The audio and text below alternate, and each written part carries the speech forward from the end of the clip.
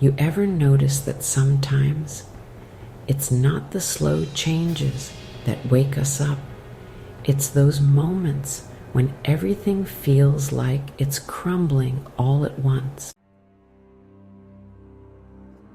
The money stops coming in. The job offer falls through. The relationship you thought was forever ends overnight. Your car breaks down. The bills pile up. The people you thought you could rely on vanish. It feels like chaos, like punishment, like the universe has turned against you. But what if it's not any of those things? What if it's something much bigger and much truer trying to happen for you, not to you? I've lived this. I've sat across from people in my sessions who have lived this, and every single time it feels like a death, because in a way it is. It's the death of a false identity. See, as humans, we build identities around things that aren't really us. It's not intentional, it's survival. We create coping mechanisms, armor, and masks to get through pain, fear, and uncertainty. We might attach to jobs that drain our spirit because they feel safe. We stay in toxic relationships because they feel familiar.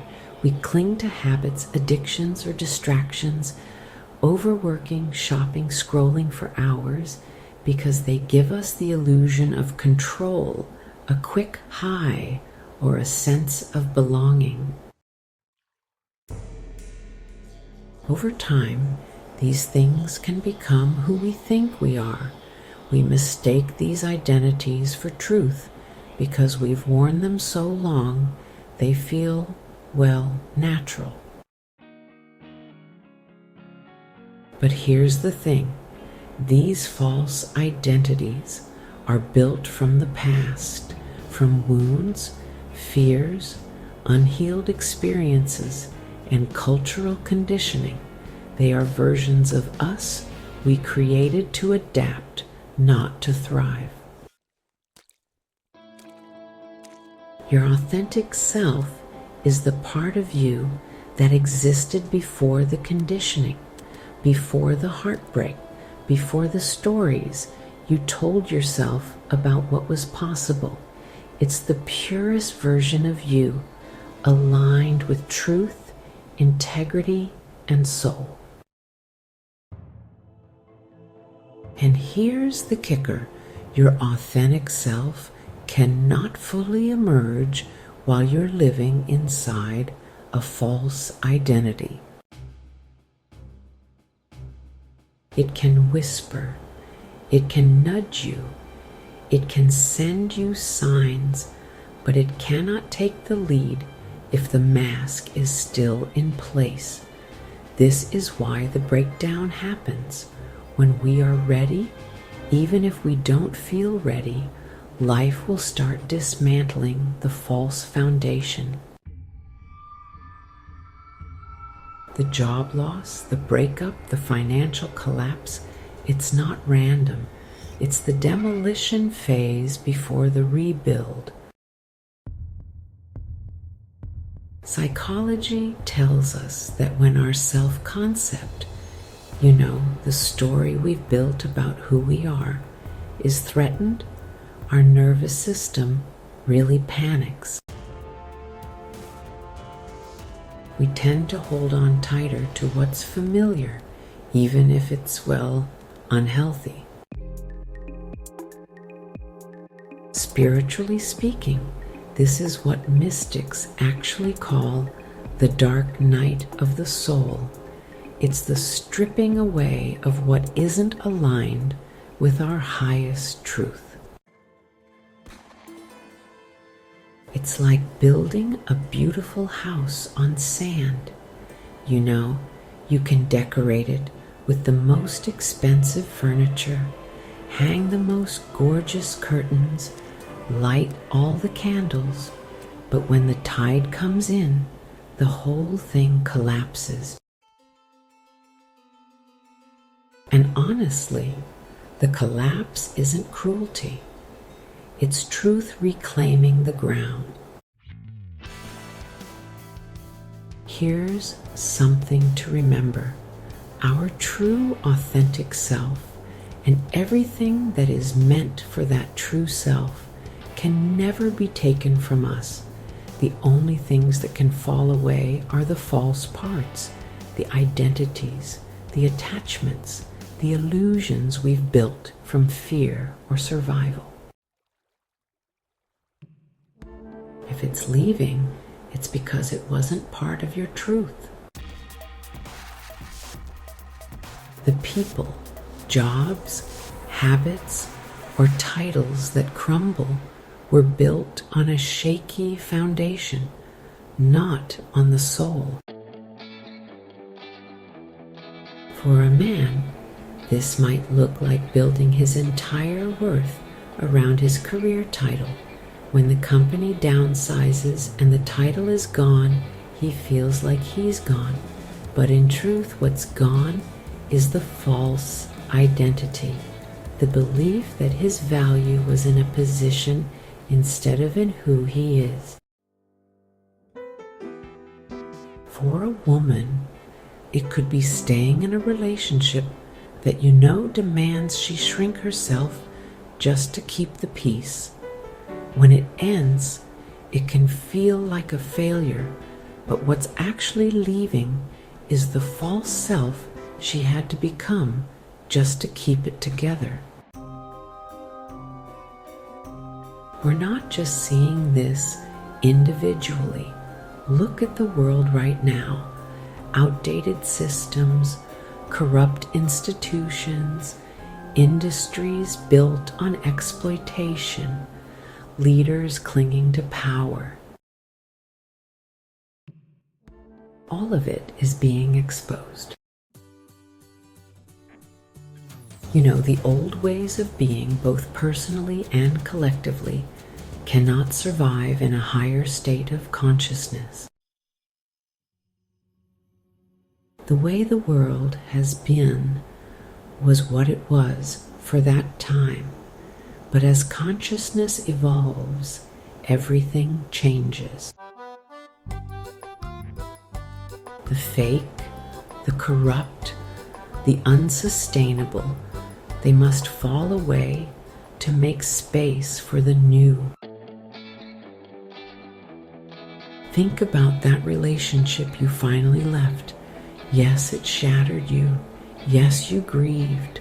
But somewhere in that pain, you realized how much of yourself you'd given away just to keep it alive.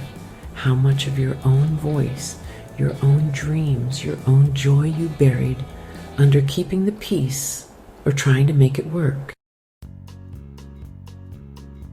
The same thing happens with how we make money, how we treat our health, how we define success.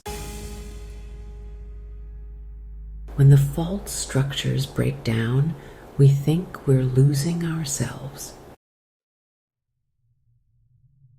But we're not losing our true self. We're losing the version we had to become to survive. And that version can't come with us into the next chapter. If you're in that space right now where it feels like the walls are caving in, pause, breathe, and ask yourself, what part of me is this trying to free? Because the parts of you that are real, your courage, your truth, your love, your resilience, will still be standing when the dust clears. They always do. Everything else, it's just the sand washing away.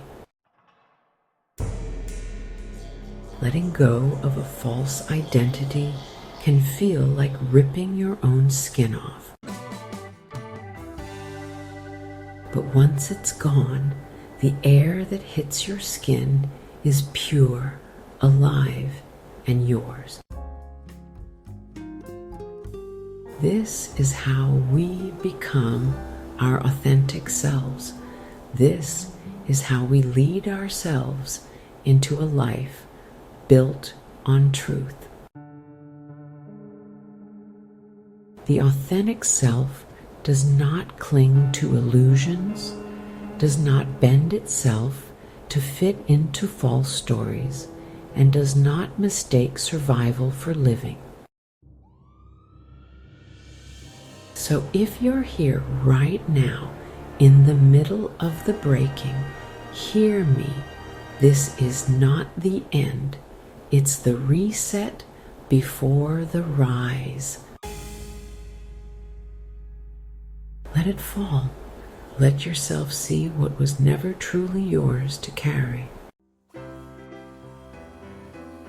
And when you're ready, build again, this time on rock, on truth, on you.